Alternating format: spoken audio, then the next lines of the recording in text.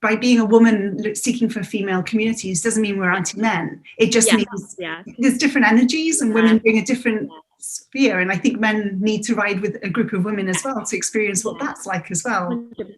And that's what I don't want people to think, is that because I'm very much for, I do have groups of men that I would like to ride with, groups of women, but I do like to ride with both of them together as well.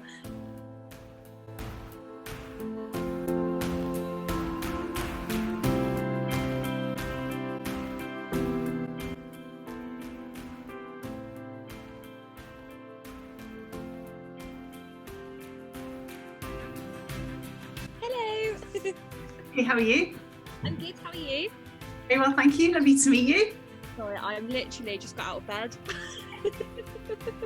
Are you still working throughout this lockdown time? Yeah, so I'm a student paramedic. I'm in my 3rd year, but I've been doing like shifts with private companies that have been contracted in for the NHS.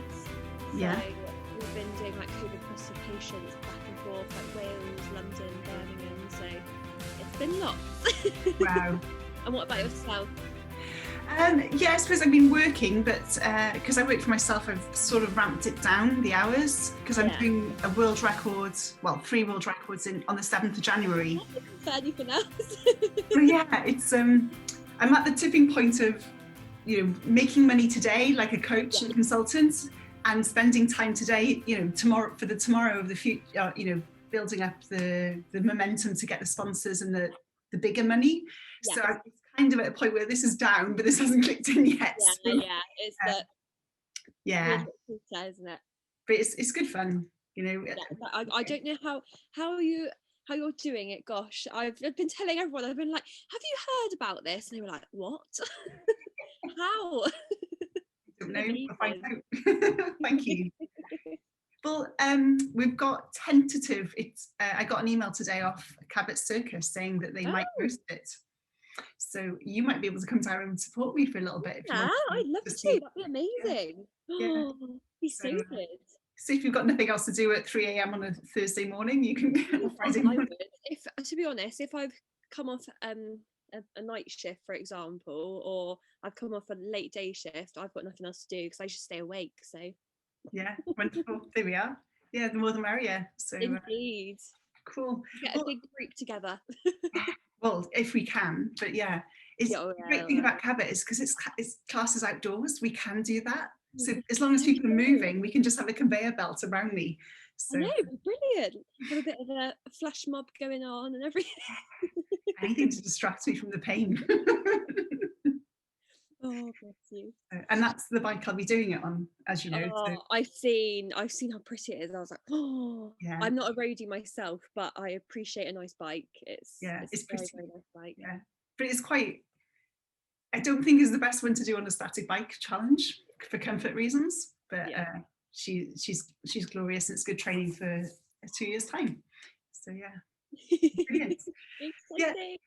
Yeah, so this interview's about your journey. Like, I'm doing my best to bring the Strong Voice podcast is about giving the voice to the masses who are doing great things that might not necessarily be seen as in the public sphere because we don't fit the stereotype of what a successful person or what media wants to promote. So it's really great to have you as a Trek ambassador, but also to hear about how you've learned to juggle student life as well as being are you a professional cyclist? I wouldn't say so. I'd say I am a professional friend, and I'll go for that. A friendly cyclist more than a professional cyclist. I've done my first race block was last year. I get so confused with the pandemic. Yes, it was last year I did my first race sort of, and I did 5 in total. So that was the sort of most professional thing I've done, really. But I came first overall, which was a massive slap in the face for me. I don't know how I did that. So I wouldn't say professional. I'm learning, but I've been riding for a little while. So yeah. So share with me a little bit about your backgrounds and what got you into mountain biking. So I first got into the sport through a friend, and he took me out on the bikes, and I must admit to you, he put me on a hardtail, and I went down this horrible track. It was roots, like mud was everywhere, and I was riding down. I was like, I think I'm gonna die. I'm literally gonna die. This is gonna be the end. I'm gonna break my back or something awful's gonna happen. And I must admit, as I was going down, I hated it. But the feeling I got when I got all the way down to the bottom, I was like, oh, this is quite addictive. Why do I feel so good? And so from there, I just kept sort of riding and going out with him. And then I actually reached out for some people on Facebook through a Facebook group called MTB Chicks and Trails. I don't know if you've heard of it yourself. No, I'm not a very good mountain biker. The fear grips me too much, and I put my brakes on and I look at what I shouldn't be, and I hit the rocks that I'm trying to avoid. So we all do that though, that's allowed.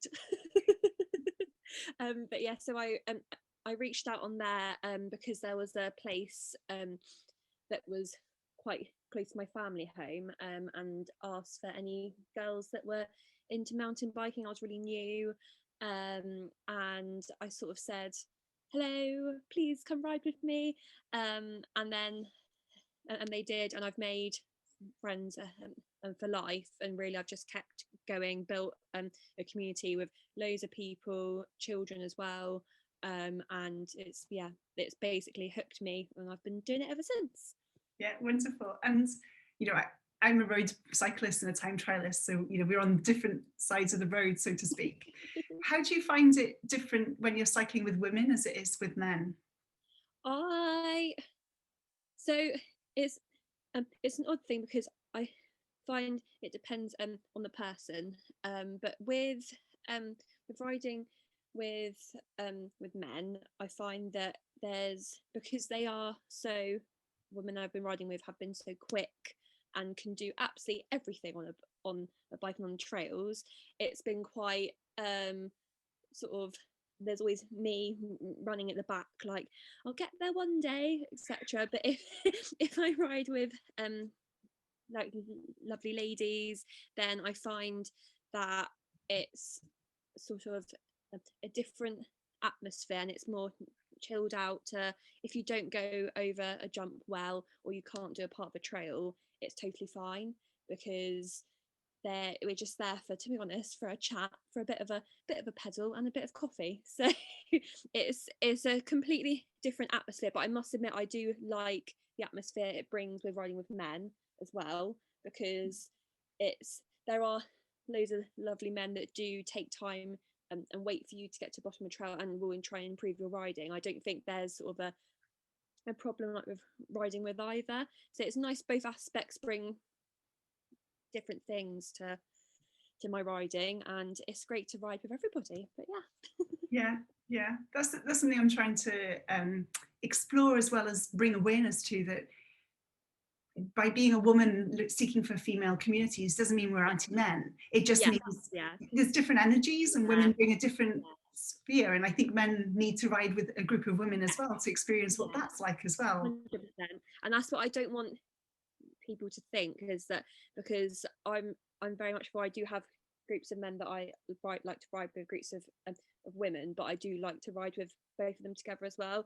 I don't want people to think that I'm all anti-men, I don't want to ride with men, because it just brings like completely sort of, it's just a different atmosphere to riding with women, and it's nice either way. So but with the ladies, I think because you have more in common, really, and because you're going through the same things, like what we're like, emotional, for example, and pubs, and I feel like it's quite nice because we're like, the problems we have, we like talk about more on rides. And when with men, it's like, even though I think men are very open and things, but it is more you ride, and then when I ride with women, it's more we chat, we talk about life, and we ride.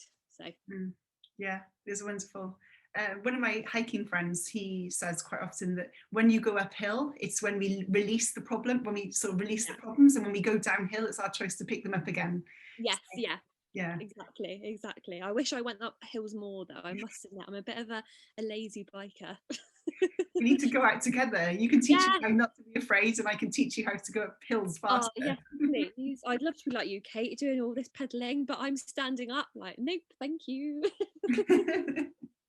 So how do you fit this all in? Because you're also a third year student, Yeah. studying quite an intense course as well.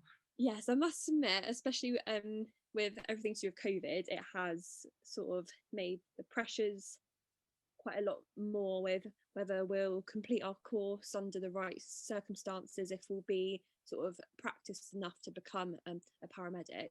But I must admit, mountain biking for me is a release, and I'm such an outdoorsy person. If I've been out on placement, for example, and actually on the ambulances, and I've had a bad job, the first thing I always sort of turn around and say is I need to go out on my mountain bike.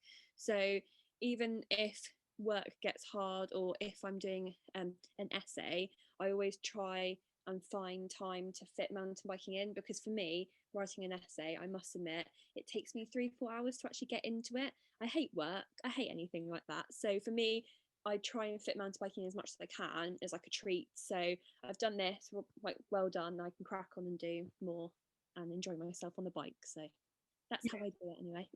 Yeah, I think what you just said is really valid, and it's a great way to connect to nature, and it's a great 100%. mental release valve as well, to Yeah.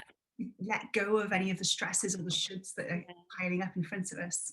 And it's amazing how I find that this probably sounds very strange, but to be outdoors and to ride down a trail and sort of like the wind that hits you, I feel blows like all of my worries away. I don't have any problems. I'm on the mountain bike. The only thing I'm worrying about is if I'm going to crash or not, and that's the only thing. But I don't mind in the back of my head having that problem. I'd rather not have everything else like to deal with. I'm just me on my bike with my friends, like around nature, in the rain, mud, sun, whatever. It's just such a nice feeling to have. Yeah, yeah, definitely. I completely resonate with that, on without the mud. But yeah. You need to get more muddy, Kate, that's what I'd say. I know, I know. I'm too precious at the moment. Next year. Next year, definitely. Yeah. And you brought this up in a message you sent to me, because you did have a crash last year, and Yeah. you mentioned not focusing away from that falling attitude. How do you manage to let go of that, knowing that you have in the past, Yeah. and still get on the bike? Because that's a great So skill I think we could all learn from, really. it's I'd say, well, personally last year, it was in part of the race rounds that I did. I think it was on the last race. I crashed on a berm and hit my head. But in a daze, got back onto my bike and carried on the race. And then I fell. Sort of, it was a bomb hole kind of thing. I went down and up and fell off, and then a tree caught me on my back. I lost a feeling on my legs, and I damaged the nerves in my back, and I was in hospital for quite a while. And I must admit, I've got a bit of a thing with trees now, because I always think on the trail there's gonna be loads of trees. I think, right, if I hit that one or I land in a weird way, but the same way I think life's too short, because if I enjoy this sport so much, I shouldn't let things like that get in the way. And it happened. You're bound to crash as you're learning. I'm still feel like I'm learning, and I am learning. I'm not confident on jumps, for example, on loads of trails. And if you are out of biking for a long time, like I was when I hurt my back, it makes sort of the learning take even longer. But there's no point having all of that in your head when you just really enjoy the sport, and you can't let a tree get in the way of something you love. That's what I say. And I just I must admit, I put all of that to back of my head. I've learned from it, in the sense of when I'm too tired to race or I'm too tired to ride, I should let myself know that and take time out. Because I think what happened is I was so into the race, but I was too tired. I should look to be able to read myself more, and that's why I have found that I've learned from the crash, is that I now read when I am out mountain biking with friends, if my friends are like, yeah, let's go for a couple more, I'm happy to say I'm done, because I'm like, I know my strengths, my weaknesses in that sense, and I don't want to go back to where I was last year because that took too long. And I'd rather enjoy this sport in a comfortable and happy and safe way rather than not. So, but I would say keep away from trees. That's the only thing. Yeah, it's interesting because I suffered an injury about 3 or 4 weeks ago. I'm on a static bike, so my injury was not as severe as yours in any way, shape, or form. But I had a choice to either push through it or take 2 weeks off. Yeah. And I chose to take 2 weeks off because Yeah. the saying of better to be under trained and healthy rather than overtrained and injured. Yeah, indeed. And you've got how many years in your life to do this and improve and get the confidence back. You don't need to be on it 100% now. I find that, especially with Facebook, Instagram, all of this, everyone's very much like, oh, I'm really good at this and I want to be on it like this. But I just think it's good to focus on yourself and think, if I need that time out, that's completely fine. Like, that's, for me, I want to be healthy, I want to be happy. I think that's more important than sort of thinking I will push through and hurt myself more. So Yeah, I totally agree. And I think what you just, with the Instagram world, we're all striving to be somebody who's been doing it for 10, 20 years because they've got it's their professional hard. photographs Exactly. and the pressures there to really perform every single time. But we can't 100%. post the best every day. It's not possible. It's not No. healthy. And Instagram is, I think it's absolutely amazing, because I quite enjoy Instagram in the sense of I can share little parts of my life, and then when I'm older I can look back at all the parts. I quite like the idea in that sense, but the sort of pressures of being an amazing mountain biker that can hit all these jumps and do all these tracks really quick, like, it's not, I think, but everyone needs to realize it's not just about that. It's about posting like your progress and small things, because people still love to see progress and see how you're doing, because some days it's more exciting than what they're doing. They could be sat at work doing something and you're out on the bike climbing all these hills, etc. So yeah. Yeah, it's a balance. It's making sure we honour the reality of it as well, because where I train is also my office Yeah, / spare room / gym. It's not a glamorous love studio. it, by the way. I've, Looks really lovely. I love it. Your little like, setup. I've hidden the spare beds to the right, so strategically placed that no one may ever see that. I love the little K as well you've got in the bottom. Your little K ornament. It's Yeah, thank you. Yeah, I've done my best, but yeah, it's about just keeping it real and doing our yeah, best within what we've got. 100%. There's no point hiding anything, and just showing it all if you can, really, but not too much.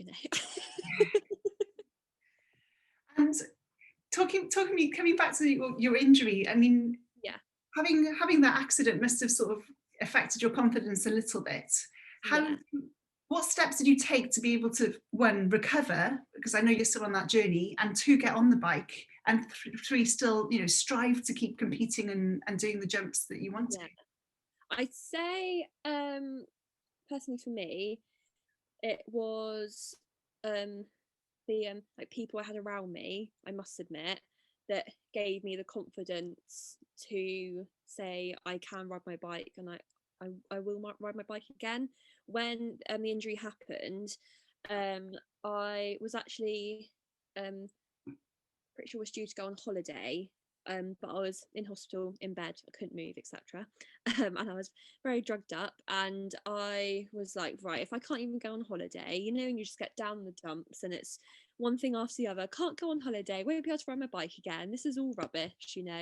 But it was, I must admit, the people around me that said, hold on, this won't last for too long, it might be a long journey to do all like your exercises, which I'm sure you're very aware of, all the exercises that physios make you do.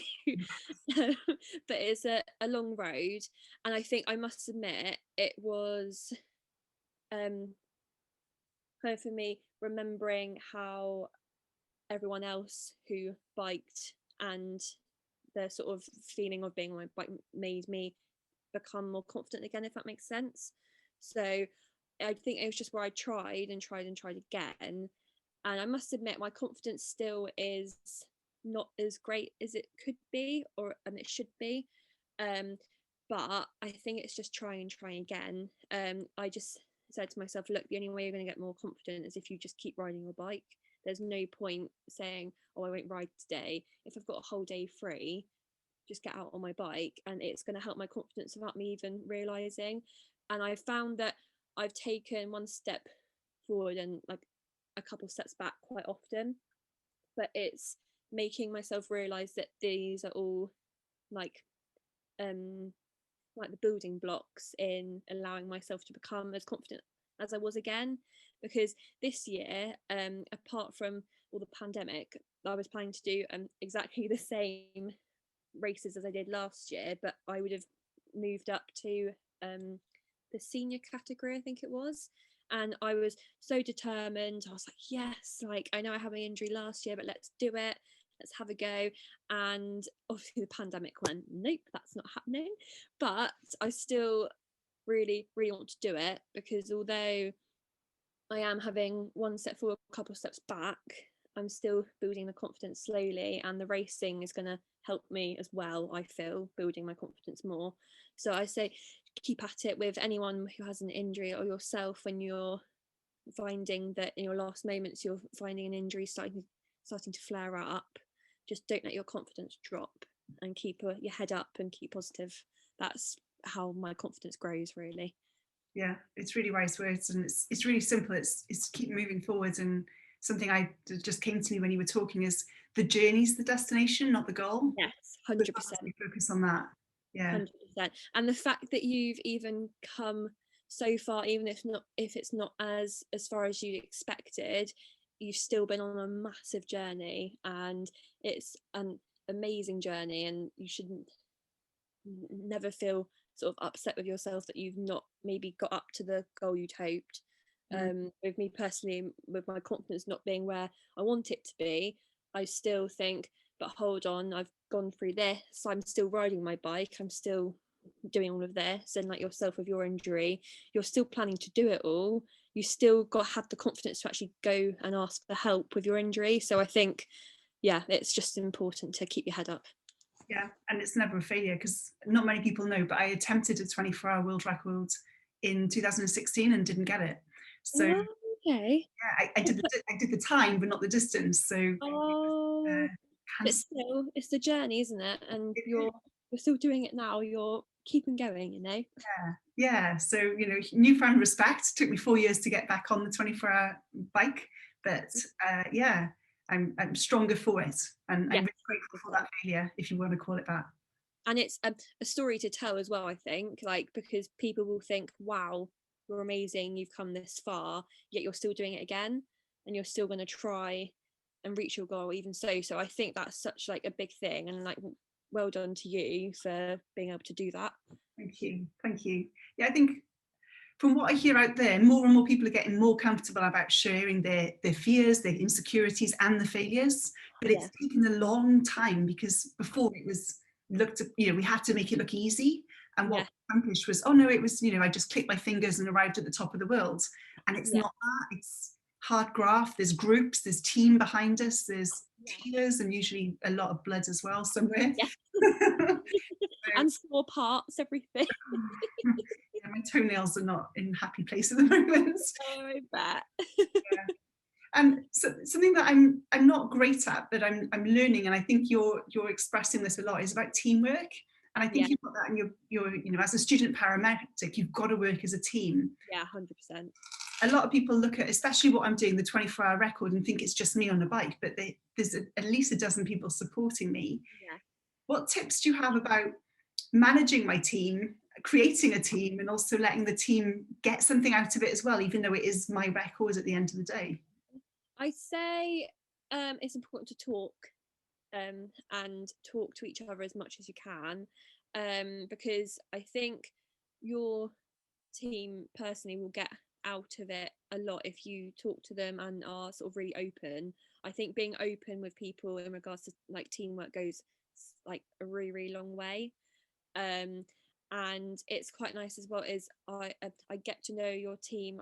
I'm sure you have, as much as you can, even the small things like what they do at home when they get bored, or what their favorite chocolate is. I don't know, things that are so random. And so it's just such a important thing to really get to know each other, because then you know people's strengths, people's weaknesses, where they can help you, where you can help them.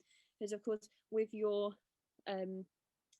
big amazing challenge that's happening, it's going to be amazing for them, because they'll feel so excited that you've done all of this, that they will get so much out of that, as long as you're open with them and you keep updating them and involve them as much as you can. I think that's where it would best work, and where that they will sort of respect you in that sense, because you're keeping them involved, and you're more a friend than a manager as such.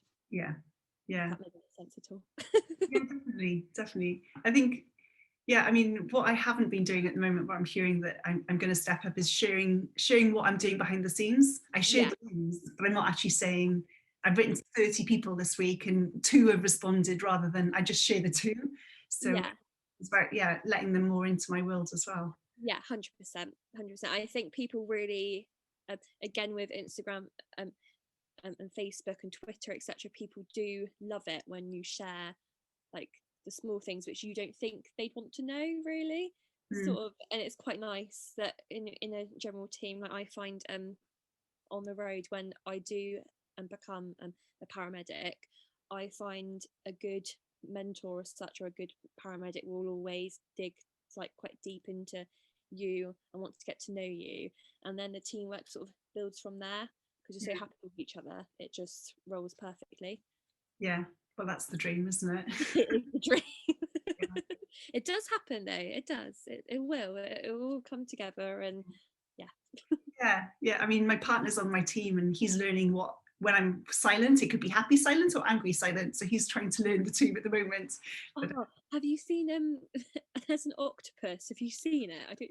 Happy in the I just think I need that for my life in general.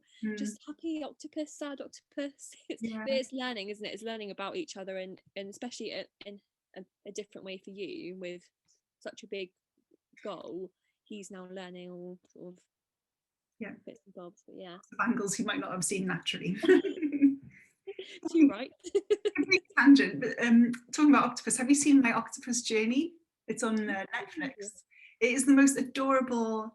This one guy, he befriends an octopus. So he free dives every single day and visits his octopus, and they become like best friends. Oh, that's absolutely adorable. Is it a big octopus, or is it a little one? It's a proper sized octopus, a wild octopus, and it's about the lessons of learning and trust and assessing your environment and not taking for granted. And I was in tears by the end of it, but I should be like that. I'd love to like be best friends with a sloth. I'm obsessed with sloths. Because my parents get me a book every year, because I am a sloth. I love to sleep, but I love to make friends. So I'm sociable, but I love to sleep. And I just like, if I could do that with a sloth, that's brilliant. That's so brilliant. Well, moving on, I've got some questions I'd love to ask you. And I ask every one of my guests, because I love getting the different spectrums of these answers. Yeah. If it's all right, I'll ask these questions now for you. Of course. So the first question is, what one skill do you think leaders need today? I don't know if it's a skill, but a smile. I think a smile and positive energy, because nobody's going to want to listen to somebody who's barking on with a grumpy face, who has like closed sort of language, like is very like just not a nice person, has a grey cloud over their head, for example. If you've got a lovely big sun over your head and you're smiling, and it's everyone's just will automatically just want to gravitate towards you. So that's something really important that I think all leaders should have, is a smile. Yeah, and you can tell when an email's been written with a smile as opposed to a grumpy Yes, face as well. So it doesn't have to just 100%. be face to face. No, not just face to face. It can be a text, or in like, if an email, just, there's words you can use that are nice in other words. And even if you are maybe a leader that's having to break bad news, or sort of to an employee, for example, or say you've not been like hitting your targets, there's a way you can put that over, like, forward and across, that's not sort of a nasty way, that's a nice smiley way, and it makes a big difference, I think. Yeah, definitely. And what I'm hearing as well is that compassion is to put Yes, ourselves in the other person's shoes, to support yes, them, to bring their 100%. sunshine in that rainy day potentially. Yes, 100%. 'Cause you never know what people are going through, what they have on their shoulders, and it's, I think, to treat everyone how you want to be treated, really, as a leader too. Because I mean, one word could change a person's life, I think. So being able to have compassion, empathy, and treat people well, I think. Yeah, very important. And out of curiosity, what do you follow more? Is it logic or intuition? Oh, intuition, I think, because I try to do things in a logical way, but then it doesn't always go very well for me. So if I have a feeling in my gut and I'm like, no, I'm not going to do that, then I probably won't do it. I might try it and it might blow up in my face, but I do probably intuition, I think, for me, Yeah, rather than logic. I think it sounds like that you use that a lot when you mountain bike as well. Yes. So if if I see something that I know probably might not go very well, I must admit I am likely to try it and then it not go very well. But I do think, right, okay, I've had that feeling, maybe I need to do like a certain part of the trail, for example. So I do trust a lot the feelings I get, because I feel that for me personally, I read quite a lot of people, and I do read sort of their facial expressions and what they do. It comes very naturally for me. So intuition and the gut sort of feeling, I always go with, rather than logic. Yeah, wonderful. And how do you deal with failure or not achieving your goals? So this is a hard one for me because I find that I still feel quite young in learning how to cope with that, really. I find that I tell myself, yes, it feels like this is all sort of failing now, but after a sleep, after tomorrow, I won't be on. I'll be on a new day. I might be failing for today, for example, or feel like I'm failing, but I always think there's something brighter round the corner, and I will get through it, because life has a weird way of working things out, I think. And you just have to keep going, and I just tell myself, keep my head up, keep smiling, keep positive, even when it's really, really hard. But it does make a big difference in regards to failure, I think. Yeah, yeah, that is it's a bit of a cliche, but it's not the end of the world. Yeah, exactly. There are worse things that could happen, I say a lot as well. Even if it feels like the worst thing in the world is happening, there are worse things that could happen, that are maybe going on in other people's lives as well. And you just got to think, I will get round it. It might not be failing for others as well if you're in the same sort of problem as another person. For them, it might be actually they're doing quite well, but for you feel like you're failing. So don't be so hard on yourself, and think how far you've come in other areas, Yeah, and how far you will come, and you will get around the failure. yeah, it's very healthy way to look at it. I try. I'm not a healthy eater, mind, but I try to have healthy thoughts. It's all nourishment. Yeah, It's exactly. yeah. Because when I saw your questionnaire that said if I could advise anything with I think nutrition, I think it was, in my head I was like, I can tell you how to bake a good cake, but Yeah. that's something I want to build on myself. But yeah. Yeah. Well, I interviewed the podcast just before you was with Velo Forte, and they're a bike nutrition company. And she bakes it with an old recipe from her her husband's grandmother from Italy, and it is Italian cake. They've just removed the liqueur and put fruit juice in it. So it is absolutely delicious. So please check out her forte, because yeah, it's yummy food, not just good bike food. Oh my goodness me. Oh, I'm gonna have to do it now. And what keeps you motivated every day to be so positive, to keep the paramedic up, to keep the mountain biking and everything else you're up to? I must admit, there are days when I'm not positive, but I do try and keep positive. But what keeps me motivated is just the fact that I don't know what's going to happen tomorrow, and I think that's part of the reason I did choose that I wanted to be a paramedic, was I didn't know what was going to happen on the next job. Yeah, the fact that I didn't know what's going to happen each day, I'm building myself up to be a person at the end, if that makes sense. And it's all these little things that are happening that are going to happen will be like the end product even. And I just think life's really exciting, but as cliche and cringe as that sounds, that's what keeps me motivated. And the fact that opportunities that I've had at the moment with Trek, and the fact that they've even chosen me to be an advocate, is sort of things that motivate me, that wow, I've got all of these things happening, you just gotta keep going, and tomorrow something else might happen. I just, yeah, the excitement of it. And people around me, I must admit, the people who I'm with, and people like yourself who inspire me, and others who like are inspiring in other ways too, not just through sports. Yeah, that keeps me motivated to keep going. And I must admit, you're a massive inspiration, Kate. The fact you're doing all of this, it must take a lot, not just through working out, but up here in your head and mentally. I think it's absolutely amazing. So yeah. Thank you so much. Yeah, it is a challenge on many levels, but I do enjoy it. Like you, I do enjoy the challenge, and we're not the same person we're going to be tomorrow, let alone next year. So exactly, for a big goal that will help me grow towards that person. Yeah. And this is really random, but you never know, I could have red and pink hair next year. Like, who knows what's going to happen, you know? It's all so exciting. It is. And you know, we didn't even touch on this in the sort of beginning bit, but you are a Trek Women's Advocate, which is Yes, I am. yeah, it's a huge effort. And I know, I can't believe it, you know, honestly.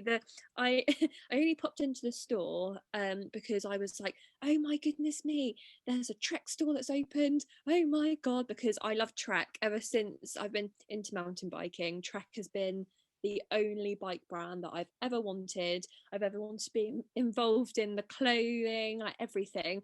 And the fact they were like, oh yes, well, what about this? I was like, you're having a laugh. I was like, no.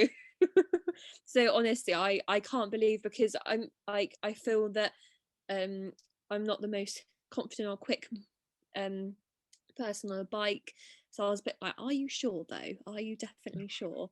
But no, I can't believe that they've offered me such an amazing role, and the fact I can be a part of such an amazing brand, make, and a community. I was very shocked, and I still am, I must admit.